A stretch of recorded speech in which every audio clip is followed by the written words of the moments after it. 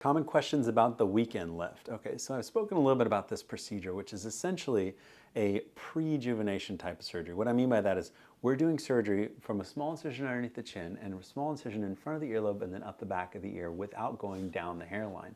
And from these approaches, we are creating the best jawline possible by essentially fixing the jowls and fixing what's going on underneath the jawline, dealing with the deeper structures of the neck, including the muscles, the fat, and the glands, to prevent over time those things from hanging down and creating heaviness in the neck. By doing that, we get a great jawline, okay? And then at the same time, we do radio frequency microneedling from here to here to improve skin quality and to push the limits of what's possible with modern technology to improve the appearance of the upper and lower face. And then we also do a small amount of nano fat grafting or fat grafting to rejuvenate and replace any of the fat that's been lost in these areas.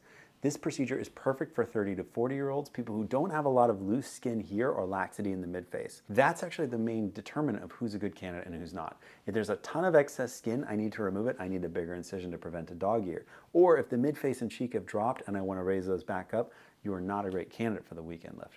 Weekend lift is to describe the downtime, more like 3 to 5 days before you feel comfortable enough to go out in public. But the truth is, healing time is more like 3 months. Downtime is short, healing time is long. We'll talk about that at our consult. So these are some common questions about the weekend lift and some answers that I think may help you make the decision. Am I a candidate for a weekend lift, or do I need a full face, deep plane face and neck lift?